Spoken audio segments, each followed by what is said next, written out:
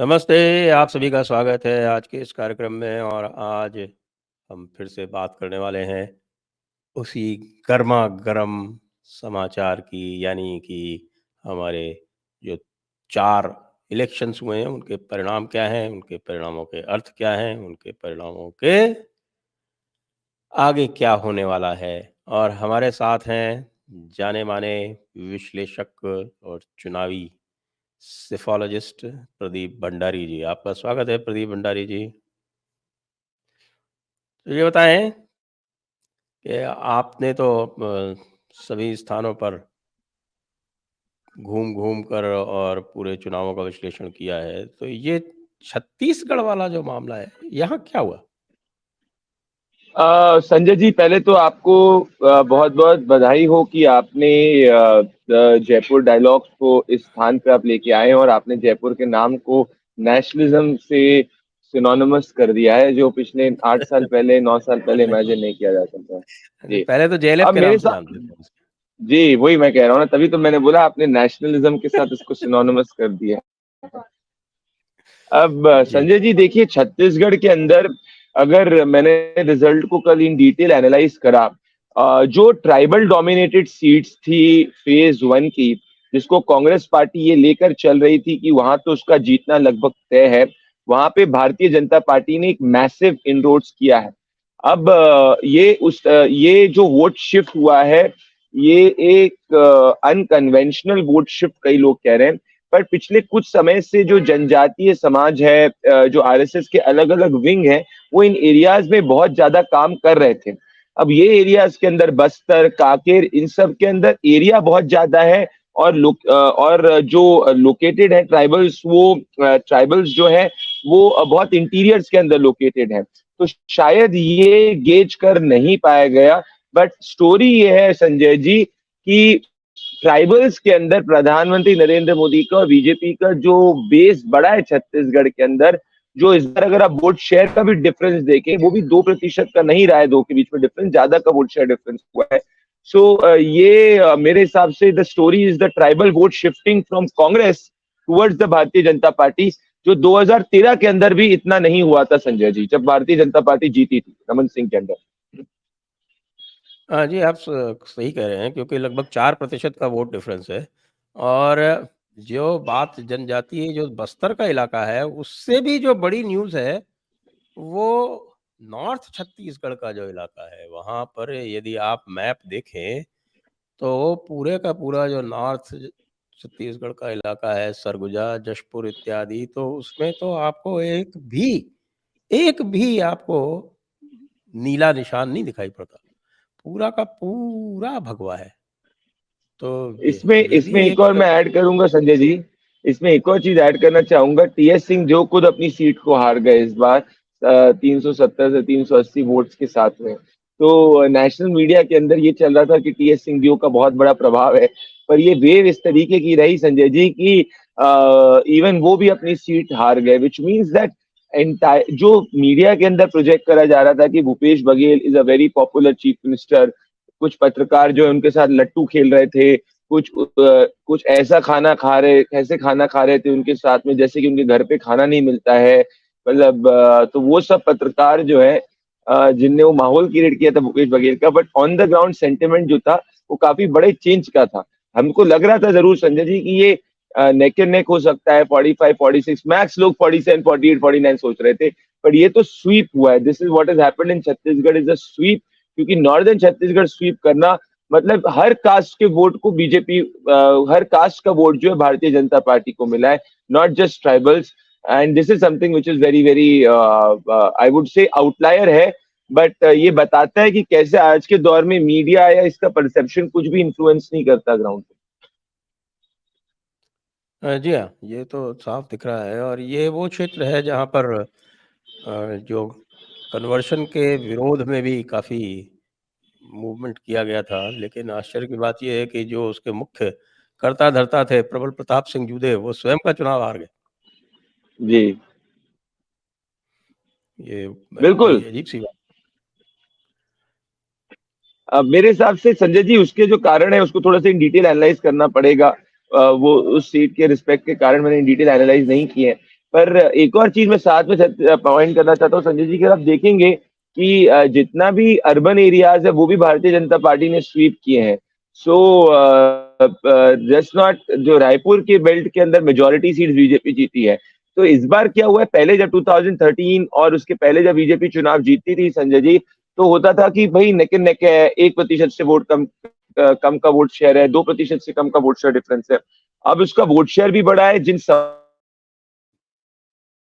के अंदर उसको वोट मिल रहा है वो भी बढ़ा है।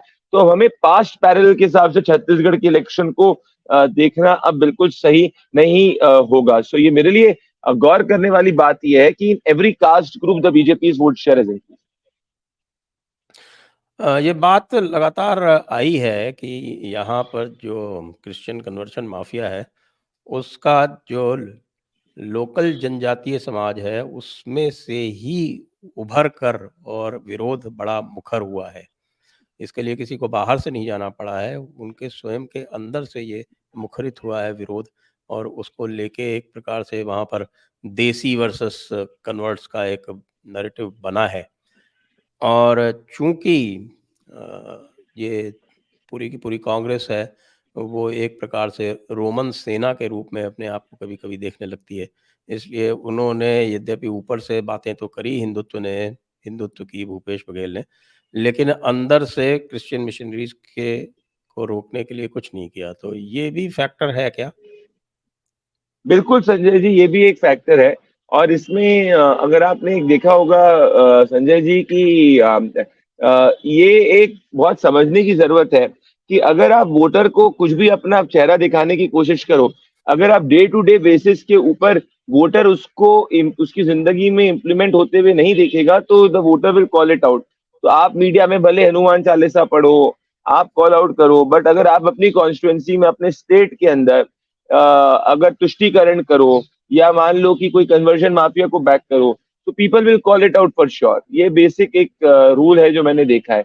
सो आप जो हो, और जो हो, अगर आप वो नहीं, मान लो आप अपने आप को प्रोजेक्ट कर रहे हो एक हिंदू, पर अगर आप उस आपके कार्यकर्ता, आपकी गवर्नमेंट मान लीजिए हिंदुओं के साथ तुष्टीकरण करती है, या मान लीजिए ओवर से जाके माफिया को बैक, एक कन्वर्जन माफिया को बैक करती है, so the people in that area call it out. और वो अब होने लग गया, क्योंकि सोशल मीडिया के दौर में संजय जी, अगर हम सोचें कि सिर्फ और सिर्फ लोकल मुद्दों पे या किसी भी चीज से चुनाव लड़ा जाता है, ऐसा नहीं होता है। कौन सा मुद्दा कहाँ किसको इम्पैक्ट कर दे, यू नेवर नो। जी, सही कह रहे हैं आप। और ये तो हमने देखा कि जैसे आपने भी वहाँ का विश्लेषण किया, मैं भी उसको देख रहा था। लेकिन हम सभी ये नहीं देख पाए, हम काँटे की टक्कर तो देखने लगे थे। ये लग रहा था कि हाँ भई, पहले जो 6 महीने पहले जो स्थिति थी, वो नहीं है, और बराबरी की टक्कर लगभग हो गई है। लेकिन इस प्रकार का एक तरह से स्वीप होगा, ये तो अनुमान हम लोग भी नहीं लगा पाए थे। नहीं, बिल्कुल देखिए संजय जी, मेरा मानना ये है कि देखिए नंबर्स ट्विटर के ऊपर डालना या कहीं पे कुछ बोलना, that's a separate issue all together. But जो भी लोग छत्तीसगढ़ को एनालाइज कर रहे थे, वो दो एनालिसिस कर रहे थे। ये एक तो कांटे की टक्कर, जिसमें मैं और आप भी पूरी तरीके से सहमत थे, जिसमें ये नहीं कह रहे थे कि एक तरफा कांग्रेस है। दूसरा, कुछ लोग कह रहे थे हाँ, कांग्रेस को एज है, कोई मान लो एक तरफा एज है, कुछ कह रहे थे बीजेपी को एज हो सकता, बीजेपी सरकार बना सकती है। बट बीजेपी स्वीप करेगी, 53 इज अ स्वीप, ये जो था, ये something is not was not seen at all. So मैं कंप्लीटली आपसे इस बात पे अग्री करता हूँ। और मेरे हिसाब से स्वीप का कारण संजय जी देखिए, जो नॉर्दर्न एरियाज है इन सब में तो 80% seats we were projecting, but वहां भी स्वीप हुआ। बट ट्राइबल बेल्ट्स के अंदर it was a very very big landslide. मतलब 50% सीट्स बीजेपी ने पहले कभी नहीं जीती है उस बेल्ट के अंदर। जी हाँ, बिल्कुल। ट्राइबल में तो लगभग स्वीप सा है, या फिर जैसे मैं जी। अभी आपको बता रहा था कि बस्तर की यदि 2-3 सीटें छोड़ दें, तो जो आपकी पूरी बस्तर की जो साउथ छत्तीसगढ़ का जनजातीय इलाका है, उसकी 2-3 सीटें छोड़ के, और नॉर्थ में तो एक भी सीट ऐसी नहीं है ट्राइबल, जो भारतीय जनता पार्टी ने नहीं जीती हो। सो ये जो एक एक लॉजिक था संजय जी की बीजेपी यू नो वाज, देखिए दो मेरे हिसाब से क्या हुआ संजय जी की, पहले लोग बोलते थे भाजपा सिर्फ एक ब्राह्मण बनिया पार्टी है। उसके बाद बोला गया कि अरे यार, एक हिंदी हार्टलैंड की पार्टी है। उसके बाद अलग ज्योग्राफीज के अंदर जीती गई, फिर बोला गया एससी एसटी के वोट नहीं ले जाती है।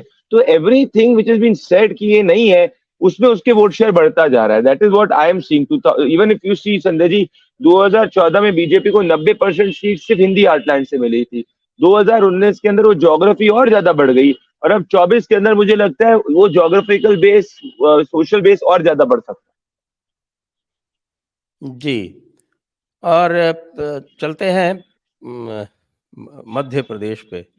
वैसे समस्या छत्तीसगढ़ की भी लगभग वही है जो राजस्थान की है कि मुख्यमंत्री कौन बनेगा? है। तो उसका एक्सपर्ट तो ये आप तो है संजय जी, आप बताइए, तो मैं ये आपसे सवाल पूछता हूँ उस इंटरव्यू। उसके एक्सपर्ट तो सिर्फ मोदी जी हैं, उनके अलावा कोई नहीं जानता। कई लोग तो ये कहते हैं बाकी कि सब मोदी गेस जी के वर्क कर दिमाग रहे में हैं। क्या चल रहा है वो अमित शाह को भी नहीं पता चल पाता। तो इसलिए कुछ नहीं कहा जा सकता कि वहाँ क्या कैलकुलेशन चल रही है। हो सकता है आज शाम तक या कल तक पता चले।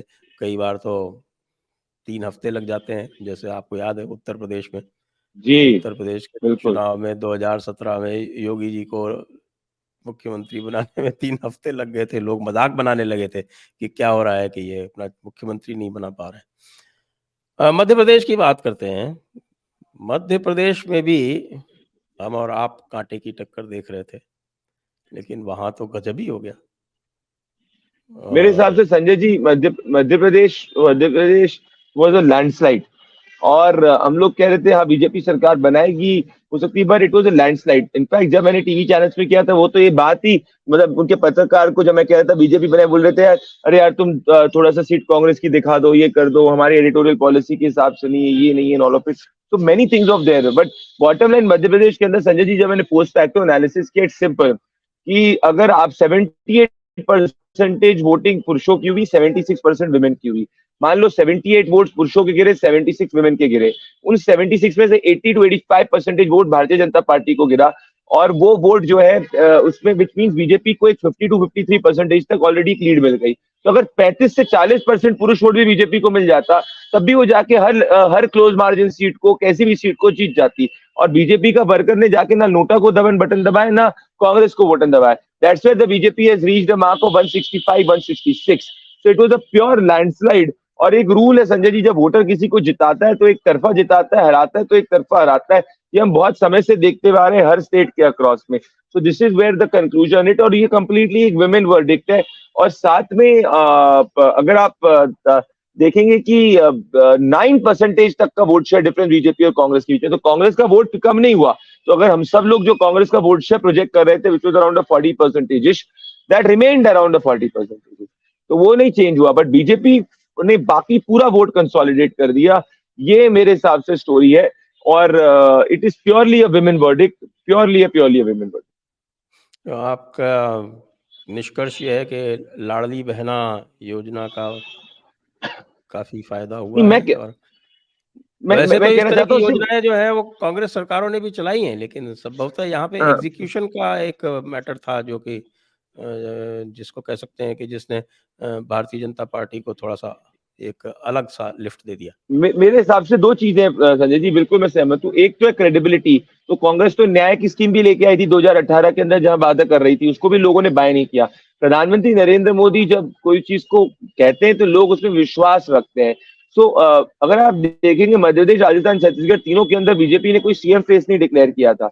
2018 के अंदर बीजेपी चुनाव हारी थी, इस बार without a CM face sweep किया है। 2018 के अंदर बीजेपी सीएम फेस के साथ में 109 सीट पाई थी, इस बार without a CM face 165, 66 seats पाई है। 2018 के अंदर सीएम फेस के साथ बीजेपी चुनाव हारी थी, 2023 के अंदर विदाउट अ सीएम फेस में कंफर्टेबल मेजोरिटी के साथ सरकार बनाई है। सो ओवरऑल मैंने ये देखा है कि ये वर्डिक्ट पीएम मोदी की वर्डिक्ट है। पर साथ में एक और चीज है संजय जी, की क्रेडिबिलिटी की बात है। अभी मैं जब अपने जिम में आ रहा था, तो मैंने अपने टैक्सी ड्राइवर से पूछा कि नरेंद्र मोदी तो तीनों सीटें जीत गए, तीनों स्टेट जीत गए, क्या? बोला भैया क्यों नहीं जीतेंगे, हमारे बिहार का आदमी। तो बोले भैया प्रधानमंत्री होते हुए हमारे गांव में आके हमसे बात करते, हमारे वहां पे कारखाना लगा रहे, देश को ऊपर आगे बढ़ा रहे हैं। अगर मोदी के अलावा किसी और को दे देंगे तो देश का विकास रुक जाएगा, नया आदमी आएगा तो क्या पता क्या करेगा, कोई विकास के काम रोक दिया कर दे। तो मोदी जी के प्रति एक विकास की क्रांति है। और उनके अगर वो कोई चीज की बात करते हैं तो लोग उस पर विश्वास करते हैं, जो दूसरे लीडर्स के साथ में नहीं है। तो अगर दूसरा लीडर ये भी कह दे जनता को कि मैं तुमको फ्री में चांद में पहुंचा दूंगा या मार्स का सफर करा लूंगा, तब भी जनता उसमें विश्वास नहीं करेगी। So it is about the credibility that the prime minister has built over 9 years of hard work. और पास्ट में गुजरात में जो 2020 15 साल का जो उन्होंने शासन किया। हाँ, और इसमें भी देखें अगर तो पूरा को जो ये मैप अगर आप देखें तो पूरा मध्य भारत एक से आप लेके चलें तो भोपाल छोड़ दें, एक ये सिलोनी की सीट छोड़ दें, ये पूरा का पूरा भगवा है एक तरफ से लेके दूसरी तरफ तक। सिर्फ महाकौशल में कांग्रेस को सदर्न पार्ट में थोड़ी बढ़त दिखती है, फिर निमाड़ में और ये ट्राइबल एरियाज हैं मालवा के वहाँ पर दिखती है, और चंबल में भी इस ऐ ऐसा लग सिक्स रहा नेक एंड है नेक कि चंबल में भी हाँ, बराबर है। 17 सीट पहले बीजेपी लोग लेके आए। 17 हो गई, बराबर हो गई। बल्कि नहीं, 17 क्या है, इसमें तो बीएसपी भी सीटें लेके आई यहाँ पे तो। करेक्ट। इसमें एक और चीज देखने की है संजय जी, जो मैं कहना चाहता हूँ कि आप 30 जहां जहां 25% से ज्यादा मुसलमान वोट था, कहा जाता था कि बॉस हुँ। वहां पे कभी भी भारतीय जनता पार्टी मध्य भारत के अंदर नहीं जीत सकती थी। तो अनकंडीशनल वीटो और an undeclared veto on that seat. ये बताते हुए मुझे आपको काफी खुशी हो रही है कि मध्य प्रदेश, राजस्थान, छत्तीसगढ़ तीनों के स्टेट्स के अंदर हमने ये देखा कि जो डेटा सजेस्ट कर रहा है कि उधर मेजोरिटी सीट बीजेपी जीती। तो अब तक जो वीटो एक हिंदी हार्टलैंड के अंदर मुस्लिम वोट का था, वो कंप्लीटली रिजेक्ट कर दिया है जनता ने। तो अब सनातन का अपमान, जो पहले Hindu hate was taken normal, now Hindu hate पे आप कितना भी वेलफेयर ऑफर कर दें, it will not be digested by the people of the country at all. और इसके अतिरिक्त जो 9% का जो डिफरेंस दिख रहा है, 8 से 9% का जो डिफरेंस दिख रहा है वोट शेयर में, वो ऐसा है, कल मैं सुन रहा था, कल मैं अलग-अलग तरह की चैनल्स को सबको सुन रहा था, तो उसमें एक चैनल पे योगेंद्र यादव अपना ज्ञान दे रहे थे, और वैसे बात वो सही कह रहे थे कि भई जो 9% का जो डिफरेंस होता है, तो वो तुरंत दिख जाता है। कोई अनट्रेन्ड हो उसको भी दिख जाता है, ट्रेन्ड सेफोलॉजिस्ट को तो दिख ही जाना चाहिए, लेकिन 9% का जो अंतर है, वो किसी अनट्रेन्ड व्यक्ति को भी, जो ऐसे घूमते-फिरते ट्रेन में सफ़र कर रहा है या किसी गाँव में जा रहा है या कहीं मॉल में घूम रहा है, उसको भी दिख जाता है। तो ऐसा कैसे हुआ कि एक को छोड़ के किसी को नहीं दिखा? नहीं, देखिए एक और चीज है संजय जी, उधर भी जो दिखा उसमें भी आप देखेंगे 9% का कोई वोट शेयर डिफरेंस नहीं कहा जा रहा था। और वो तो राजस्थान के अंदर लगा रहे थे, तो वो लॉजिक के अंदर जाके कांग्रेस पार्टी को सरकार दे रहे थे। तो आप बेट्स अपनी हेज कर दीजिए, कभी कभी वो चल जाती। बट अगर उसका भी डिटेल एनालिसिस करें, संजय जी, तो आप एक बात पाएंगे कि 9% vote share difference nobody was seeing. So as I said कि जब महिलाओं के वोट की ये आंधी है, इट्स अ डिफरेंट, मतलब इट वाज अ प्योर आंधी ऑफ वुमेन वोट, जहां 80 to 90% वुमेन वोट ने बीजेपी को वोट किया है।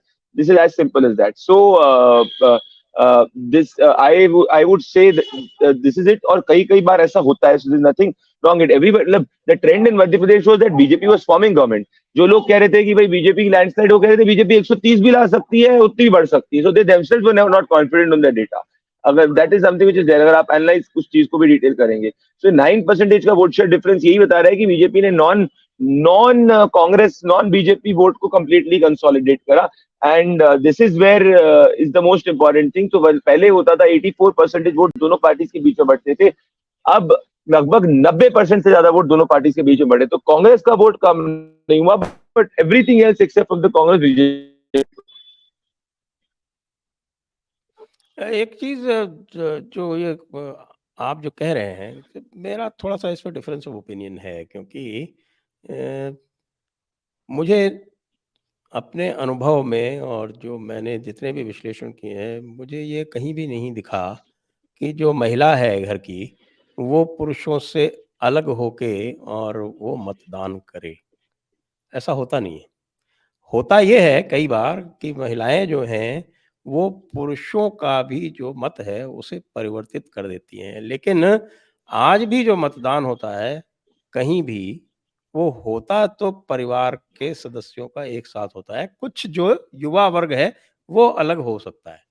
आप क्या सोचते हैं? जी, संजय जी, थोड़ी-सी मेरी इसमें आदरपूर्वक भिन्न राय है, क्योंकि मैं आपको एक उदाहरण देना चाहता हूँ। जब मैं ऐसे मध्य प्रदेश में मैं ट्रैवल कर रहा था, तो मुझे कई ऐसे परिवार मिले जो 40-40 साल से कांग्रेस को वोट कर रहे हैं। उसके पति ने बोला कांग्रेस, तो उसकी बीवी ने मुँह पे बोला, देखो हम दोनों के बीच में घर में भिन्न राय है, लड़ाई हो जाती है, मैं क्यों कांग्रेस को वोट दूँ, क्योंकि मुझे तो सरकार से मिल रहा है।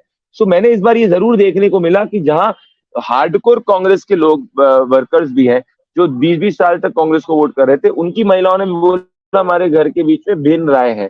So that is something which is there. अब वो राजस्थान के अंदर डायरेक्टली नहीं लगा सकता, कि जब मैं राजस्थान में ट्रैवल किया था संजय जी, तो मुझे कम्युनिटी और परिवार की साथ में वोटिंग लगी थी, तो वहां मैंने तभी कहा था कि वो लॉजिक इधर नहीं लग पाया था। So this is something which is there, but Madhya Pradesh में, और जो मैं उत्तर प्रदेश में भी जब मैंने ट्रैवल किया, तो मैंने ये जरूर देखा था, चलो उत्तर प्रदेश में तो और बीजेपी का वोट शेयर था, बट ओवरऑल वोट मैंने ये देखा है कि महिलाओं का वोटिंग जो है, वो भले वो पुरुष के साथ अग्री करे नहीं करे, बट जब आप उनसे डिटेल में बात करते हो, तो they have an very individual राय, और महिला एक बहुत लॉयल और फेथफुल वोटर है। तो अगर आप उसके लिए अच्छा काम करो, तो महिला आपके साथ स्टिक करती है, और वही आज के देश के चुनाव के अंदर जहां महिला वोट होता है, वही व्यक्ति चुनाव जीतता है संजय जी। जी, लेकिन ऐसा कई कम्युनिटीज़ में तो नहीं देखा जाता है, जैसे अगर मुस्लिम कम्युनिटी की बात बिल्कुल, लें, वहाँ तो पूरी बिल्कुल, कम्युनिटी एक बिल्कुल साथ आई एग्री। जाती है, आप परिवार तो छोड़ ही वो दीजिए, वो वो अलग परिवार टेस्ट से केस भिन्न है। राय के क्योंकि वो तो अलग टेस्ट केस है आप। हुँ, वो अलग हुँ। टेस्ट केस है। अच्छा, आप ये वो बताएँ अलग कि है। मध्य प्रदेश के चुनाव का जो श्रेय है, वो वैसे तो सभी ने साथ मिलके लड़ा, उसमें कोई अलग नहीं दिख रहा था, लेकिन सबसे अधिक मेहनत तो शिवराज सिंह चौहान ही करते दिखे थे, जबकि उनको चेहरा नहीं बनाया गया था। इसमें मेरी राय ये है संजय जी, थोड़ी-सी मेरी इसमें मतलब एक वेरिएट राय है। देखिए, अगर बीजेपी ने सबसे पहले एक बहुत सही स्ट्रैटेजी करी थी कि उन्होंने उप चीफ मिनिस्टर को डिक्लेयर नहीं किया था, क्योंकि बीजेपी के लोगों में खुद बीजेपी की सरकार के खिलाफ सॉलिड एंटी इनकम्बेंसी थी। तो अगर वो उनको डिक्लेयर कर दे, तो बीजेपी का वोटर जो है वो करके काम नहीं करता। अगर आप इस बार ऑब्जर्व करें कि वोटिंग परसेंटेज जो है बिल्कुल भी कम नहीं हुआ था, व्हिच मीन्स दैट द कार्यकर्ता वाज़ मोटिवेटेड टू वर्क। संघ ने 1 लाख से ज्यादा बैठकें मध्य प्रदेश के अंदर पिछले 3 महीने के अंदर ली थी। सो वो सब तभी पॉसिबल हो पाया था, क्योंकि लोगों को बोला गया था कि जरूरी नहीं है कि सेम चीफ मिनिस्टरशिप रिपीट हो। सो आइडियोलॉजिकल लोगों में जो खुद का कार्य करता है, उसमें भी बीजेपी की सरकार के खिलाफ में एक नाराजगी थी। यार 18 साल हो गए, ये हो गया, बट कॉमन वोटर में, पर्टिकुलरली महिलाओं में, शिवराज चौहान के प्रति ऐसा कोई गुस्सा नहीं था। तो इसीलिए पार्टी ने उनको कहा कि आपको ओपनली डिक्लेयर नहीं करेंगे। तो मैसेज दिया गया पार्टी के कद्दावर लोगों को, कार्यकर्ता को। अमित शाह जब पहली बार इंदौर के अंदर आए थे, जो उनने सभा ली थी, उन्होंने बोला था पार्टी कोई नेता नहीं बनाता, बस कार्यकर्ता बनाते हैं। उसके बाद में जब कद्दावर नेताओं को उतारा गया था, तो मैसेज कार्यकर्ता को मिल गया कि जरूरी नहीं है कि करंट चीफ मिनिस्टर कंटिन्यू करे। तो घर से बाहर निकल के वो काम किया। उसके साथ में ऐसा नहीं कि शिवराज चौहान को भी कॉर्नर किया, उनने खुद ने 160 से ज्यादा सभाएं करी। सो विच मीन्स उनका भी डायरेक्ट कनेक्ट को आगे बढ़ने दिया। बट ओवरऑल ये चुनाव जो था, वो प्रधानमंत्री नरेंद्र मोदी की लीडर के चेहरे पे लड़ा गया, और उन्हीं के उस पर लड़ा गया। जब मेरे इंदौर के अंदर रोड शो हुआ था, जो इकलौता रोड शो है प्रधानमंत्री नरेंद्र मोदी का मध्य प्रदेश के अंदर, वो उन्होंने अपने पीछे पीडी शर्मा को बैठाया। वो शिवराज चौहान को भी बैठा सकते, उनको पता है, पर मालवा निमाड़ जो है इलाका, वो कैलाश विजयवर्गीय के गढ़ में आता है। तो अगर मैं उन दोनों में से किसी को मिला, तो वो बीडी शर्मा जो बीजेपी स्टेट प्रेसिडेंट है, उनको बढ़ाया था। So I think it was very very well crafted strategy, and I think the श्रेय डेफिनेटली शिवराज चौहान ने बहुत मेहनत की है, but ultimately I will give it to प्रधानमंत्री नरेंद्र मोदी। जी, तो मध्य प्रदेश में चीफ मिनिस्टर कौन बनेगा?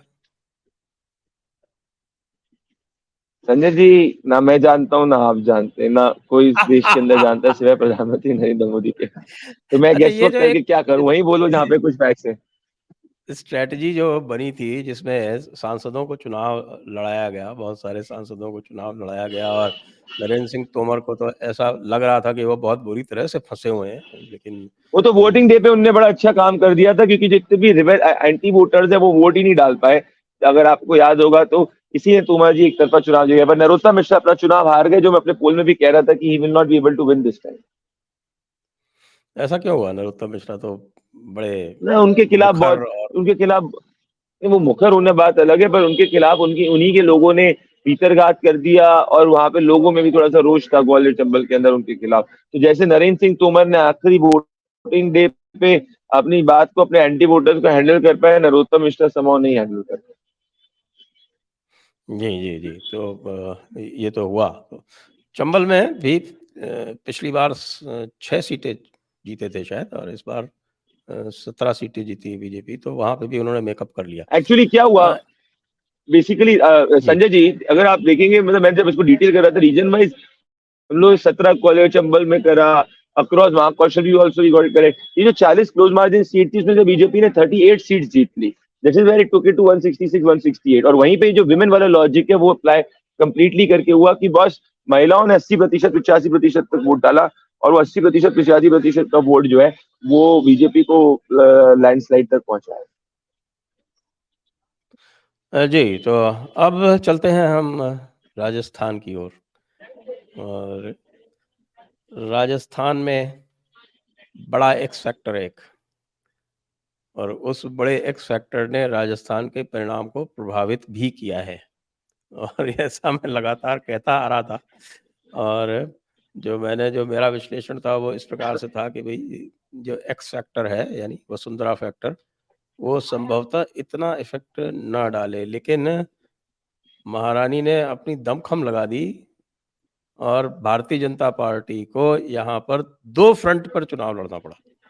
एक कांग्रेस से और दूसरा वसुंधरा से। तो यहाँ पर 2 फैक्टर थे, एक तो कांग्रेस यानी सोनिया वंश, सोनिया वंश तो था ही, और दूसरी तरफ था जिसको हम कहते हैं वसुधैव कुटुंबकम ना होके यहाँ पे वसुंधरा कुटुंबकम भी था। तो संजय जी, आपका शुरुआत से आपका और मेरा एनालिसिस एक बात पे पूरा तरीके से बैंग ऑन था कि राजस्थान में कांग्रेस की गवर्नमेंट नहीं बनेगी, बीजेपी की गवर्नमेंट बनेगी। अगर आपको याद होगा, ऑफ द रिकॉर्ड जब हम भी बात करते थे तो just on the quantity of it. पर मैं अचंभित इस बात पे था संजय जी, कि जो लोग अपने आप को बड़ा कह रहे थे वो जाके मध्य प्रदेश राजस्थान के अंदर कांग्रेस की सरकार बना रहे थे। So if you see on that of psychologically, it was a nightmare. तभी मैं कहता हूँ जब बेट्स आप हेज करते हो तभी ये चीज होती है। अगर आप बेट सेट करो मध्य प्रदेश में, वही लॉजिक आप लगाओ राजस्थान में, आपने जमीन पे कोई आकलन नहीं किया है। मध्य प्रदेश में क्वांटिटी ऑफ वेव डिफरेंट थी। राजस्थान में मैं आपसे कंप्लीटली सहमत हूँ संजय जी, बीजेपी की सरकार बननी थी। गुज्जर वोट पूरी तरीके से कांग्रेस से शिफ्ट होकर बीजेपी की तरफ वोट डाल रहा था, एंटी कांग्रेस वोट। और जो ये कम हुआ है वो ये इंडिपेंडेंस के कारण में हुआ है। 8 में से 7 तो बीजेपी समर्थित इंडिपेंडेंस ही है जो चुनाव जीते हैं। तो अगर वो नहीं होता संजय जी, तो 130 40 50 140 50 तक बीजेपी सीट पहुंच जाती। वो हुआ, इसलिए भारतीय जनता पार्टी 110 20 के बीच में रुक गई। बट इसमें ओवरऑल जो जी। ट्रेंड आप पकड़ रहे थे और हम पकड़ रहे, this is completely on that trajectory only. क्योंकि मैं तो शॉक्ड हो जाता रहा, आपको बताऊं संजय जी, मुझे जितने कॉल मध्य प्रदेश के रिस्पेक्ट में आए थे उससे कम से कम 4 गुने कॉल राजस्थान में आए कि सर राजस्थान में कांग्रेस बन रही, कांग्रेस बन रही, कांग्रेस बन रही। मैंने बोला पागल हो गए हो क्या यार, चीज करके कौन सी बन रही? बोले नहीं सर ये है वो है। मैं तो यही चीज 2018 में आपको याद होगी, जब आपने भी और मैं भी सही किया था, तो लोग कहते कांग्रेस की 130 40 सीटें आ रही, तब भी हमने कहा था कांग्रेस 99 से ऊपर बढ़ ही नहीं सकती, क्योंकि मॉडल ही गहलोत का वो है। सो ये बीजेपी की सीटें 130 40 नहीं आना, उसके कारण इंटरनल ज्यादा है ना कि एक्सटर्नल संजय जी। और जैसा आपने कहा 8 में से 7 ये बने हैं, और इसमें एक और भी चीज़ देखी गई कि अ अ, जैसा कि मध्य प्रदेश में एक कोहेजन दिखा पार्टी में। यहाँ पर लगातार जैसे पहली लिस्ट आई, तो लोगों में बड़ा उत्साह आया 41 की, यहाँ पहली लिस्ट आई भारतीय जनता पार्टी की, तो लोगों ने कहा अगर इस तरह की लिस्ट आएगी तो फिर 150 इज़ नॉट डिफिकल्ट। और उसके बाद फिर काउंटर मेजर्स शुरू हो गए वसुंधरा कैंप की तरफ से, और इतना प्रेशर बना दिया गया कि यहाँ की जो लोकल समिति थी, वो देखिए, रानी का ऑरा तो है, वो डरा लेती है आसानी से, ब्लैकमेल कर लेती है लोगों को। अगर आप ऊपर वालों को छोड़ दें, तो ये नीचे वालों का इनके बस की बात नहीं है, महारानी को हैंडल करना। तो ये उसके बाद दूसरी लिस्ट में जो कॉम्प्रोमाइज़ किए, वो आपको देखने में आ रहे होंगे कि दूसरी तीसरी लिस्ट के जो कॉम्प्रोमाइज़ हैं, उसमें बहुत गड़बड़ हुई। और एक समय तो ऐसा था जब लग रहा था कि ये, अब बाड़मेर का एग्ज़ाम्पल ले लें हम, बाड़मेर में 2 सीटें जो गई हैं। एक समय तो बाड़मेर इतना खराब हो चुका था कि लग रहा था कि यहाँ पर संभवतः एक भी सीट भारतीय जनता पार्टी ना जीत पाए। लेकिन फिर वहाँ पे बायतू में प्रधानमंत्री की रैली हुई, उसके बाद कुछ स्थितियाँ सँभली, और इन द एंड तो वो 4 सीटें जीत गए।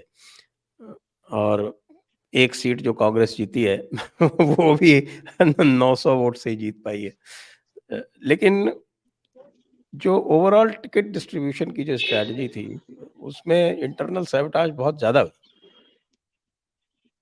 संजय जी देखिए, मेरे हिसाब से मध्य प्रदेश के अंदर भी जब आखिरी लिस्ट आई थी, तो वो आखिरी लिस्ट के बाद में ये था कि यार ये आखिरी लिस्ट जो है उसने बेड़ा गर्क करके रख दिया। पर मध्य प्रदेश के अंदर कमलनाथ जिस तरीके का चुनाव लड़े, उससे मच बेटर मेरे हिसाब से अशोक गहलोत ने कई लेवल पे चुनाव लड़ा। अब राजस्थान के अंदर क्योंकि पूरी तरीके से रिवाज ही रहा है कि लोग इंडिपेंडेंट खड़ा होते हैं, उनको इंडिपेंडेंटली मदद की जाती है, सपोर्ट किया जाता है। मध्य प्रदेश के अंदर ऐसा कुछ रिवाज नहीं था और जनता वो हमेशा से बायपोलर रही थी। पर राजस्थान के अंदर आपको याद होगा कि पिछली बार भी इंडिपेंडेंट 10 से ज्यादा इजिली रहते थे, कांग्रेस के समय में ऐसा रहते थे। तो अब बीजेपी ने पिछली कांग्रेस की बार उसी तो स्ट्रैटेजी को अदर्स की संख्या थी 28। करेक्ट। सो सो और इसीलिए वो 90s के अंदर आके कांग्रेस रोकी थी। तो मध्य प्रदेश में ऐसा कोई रिवाज नहीं रहा है। राजस्थान के अंदर वो रहा है, इसी कारण वहां पे वो इम्पैक्ट आपको देखने को मिला। पर उस इम्पैक्ट के बावजूद बीजेपी 115 सीटें लेके आ रही है, which is a very very big victory. तो अगर वो नहीं होता तो 150 का आंकड़ा आपके पास आ जाता।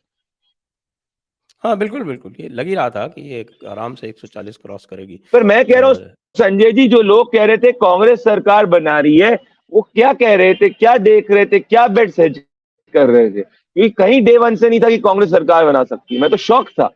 जितना माहौल राजस्थान के अंदर कांग्रेस का क्रिएट किया गया, उतना कहीं नहीं क्रिएट किया गया। आप सही कह रहे हैं, बिल्कुल। और मुझे भी बड़ा आश्चर्य होता था क्योंकि भई उम, मैं तो इतने वर्ष से यहाँ पे और पूरा प्रशासन में कार्य किया है, यहाँ तो हम सूंघ के बता सकते हैं कि क्या स्थिति है। और जब बड़ा अंतर होता है तो बिल्कुल ही स्पष्ट दिख जाता है और छोटा अंतर होता है उससे भी पता चल जाता है। तो जो चीज़ बिल्कुल स्पष्ट दिख रही हो उसको आप नकारें और किसी दूसरे के एजेंडा पर चलें, तो ये दिखाता है कि भई गहलोत जी अपना अलग तरह का जादू चला रहे थे। लेकिन अब आप ये बताएँ कि अब कांग्रेस में क्या होगा? कांग्रेस में लीडरशिप जो स्ट्रगल है वो आप किधर जाते देखते हैं? पहले राजस्थान का बताएँ, फिर मध्य प्रदेश का भी बताएँ देखिए और छत्तीसगढ़ का भी देखिए बताएँ। संजय जी, मैं तो डिस्पैशनेट एनालिसिस करूंगा, तेलंगाना में भी करूंगा, क्योंकि मैं जो है चीफ मिनिस्टर के साथ में बैठकर जो है 7 कोर्स मील नहीं करता। तो कई जो पत्रकार जो है करते 7 कोर्स मील और लट्टू खेलते हैं। तो मेरे हिसाब से राजस्थान के अंदर ये क्लियर है। अगर आपने देखा होगा कि कुछ ट्विटर पे अब चालू हो गया है, लोग केसी भी कह रहे हैं कि जब से अशोक गहलोत को कांग्रेस का जनरल सेक्रेटरी हटाया गया है, तब से कांग्रेस जो है वो हिंदी हार्टलैंड के अंदर चुनाव हारती जा रही है। तो एक हिंदी स्पीकिंग व्यक्ति को हिंदी हार्टलैंड के अंदर जो है कांग्रेस के जनरल सेक्रेटरी प्रभार देना चाहिए। तो this is Ashok Gehlot positioning, because Ashok Gehlot will say कि भैया मैं तो अब कांग्रेस जो तीस मुख्यमंत्री चालीस से नहीं तो निपटती मुझे थी उसको। हाँ। कि तो अब अगर आपने एक मुख्यमंत्री चीज नहीं तो ऑब्जर्व अब मुझे करी केसी होगी, वेणुगोपाल की जगह दे दो।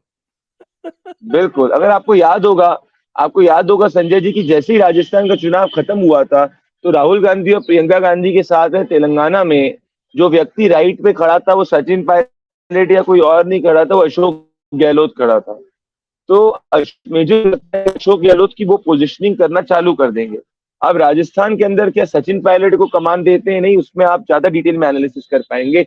पर मुझे लगता है अशोक गहलोत की पोजिशनिंग सेंट्रल लेवल पे होगी। राहुल एंड प्रियंका मेरे सोर्सेज के हिसाब से अशोक गहलोत को पसंद नहीं करते, बट उनका कुछ सोनिया गांधी के साथ में, Sonia Gandhi has some appreciation for his work, और उनकी सोनिया गांधी के साथ में पॉलिटिकल रिलेशनशिप में कुछ स्ट्रेंथ है। और वो अपने आप को बोलेंगे कि जो कांग्रेस 30-40 पे थी उसको मैं 70-80 पे लाके खड़ा, 68 पे लाके खड़ा किया, ऐसा वो कह सकते हैं। अब बात अगर करी जाए मध्य प्रदेश के अंदर, मुझे लगता है दिग्विजय सिंह अपने बेटे को प्रोजेक्ट करने में लगेंगे। और अब उनके सामने से कमलनाथ का जो फाइनल कोट अनकोट एक पॉलिटिकल ऑब्स्टिकल था, वो भी हट गया है। अब दिग्विजय सिंह की पूरी लाइफ अपने बेटे को ग्रूम करने में और मध्य प्रदेश कांग्रेस की पूरी कमान अपने हाथ में रखने में होगी। पहले उन्होंने ज्योतिरादित्य सिंधिया को साइडलाइन करवा के हटवा दिया। अब कमलनाथ जो है वो चुनाव हार गए, तो अब दिग्विजय सिंह जो है वो सोचेंगे मध्य प्रदेश कांग्रेस अब कंप्लीटली उनके जकड़ में आ जाएगी। और भूपेश बघेल का क्या होगा? भूपेश बघेल, मुझे लगता है कि जब बीजेपी की सरकार बनेगी तो उनको ईडी के दफ्तर के चक्कर लगाने पड़ेंगे। अच्छा। अच्छा, तेलंगाना की बात कर लेते हैं, क्योंकि तेलंगाना से बड़ी रिलीफ मिली है कांग्रेस को। यद्यपि उनकी ऐसी आशा थी कि कम से कम 3 प्रदेश वो जीत जाएँगे 4 में से, लेकिन एक तो वो जीत ही गए। और बड़ी बात ये भी की कि पहली बार पिछले 30-40 सालों में उन्होंने किसी रीजनल पार्टी को हराया है और रीजनल पार्टी को अपदस्थ किया है। और अब वो बनाने का प्रयास कर रहे हैं एक नैरेटिव नॉर्थ और साउथ का। कल यदि आपने देखा हो ट्विटर पे जिस तरह के ट्रेंड्स चल रहे थे कि भई साउथ वाले तो बड़े बुद्धिमान हैं, नॉर्थ वाले मूर्ख हैं। तो क्या ये मूर्ख थे इसीलिए इन्होंने कांग्रेस को जिताया था पहले पिछली बार? अगेन संजय जी, ये बेवकूफ लोग जो जमीन पे नहीं रहते वो ऐसी बातें करते हैं, और ये ऐसी बातों के कारण ही उनको जो है इवेंचुअली ईवीएम को ब्लेम करना पड़ता है। फैक्ट्स क्या है संजय जी? फैक्ट्स ये है कि तेलंगाना के अंदर एक एंटी बीआरएस सेंटिमेंट था। जिस एंटी बीआरएस सेंटिमेंट को जीएचएमसी हैदराबाद इलेक्शंस के अंदर भारतीय जनता पार्टी ने बखूबी कैप्चर किया था। उसके बाद में मुझे नहीं पता इनकी क्या अंडरस्टैंडिंग हुई, क्या हुआ, जो ऐसा लगा कि इन्होंने पूरे के पूरे इलेक्शन को सरेंडर कर दिया या गिव अवे कर दिया, और फिर वो एंटी बीआरएस वोट कर्नाटका के बाद में कैप्चर करने में कांग्रेस पार्टी आगे बढ़ गई। उसके बावजूद बीजेपी का वोट शेयर तेलंगाना के अंदर 14% तक पहुंचा। अब क्या बीजेपी, इनफैक्ट अगर आपको याद होगा तेलंगाना चुनाव जब पिछली बार हुए थे तब बीजेपी का सिंगल डिजिट में वोट शेयर था, और उसकी एक सीट आई थी, शायद से एक या दो तीन सीट आई थी, और लोकसभा के अंदर वो वोट शेयर बढ़ के 17-18% एक से एक ज्यादा हो गया, बीजेपी एक की सीट चार आई थी। सीट जी, एक एक सीट सीट आई आई थी, थी सिर्फ जी। टी राजा सिंह जीते थे गोशा महल से।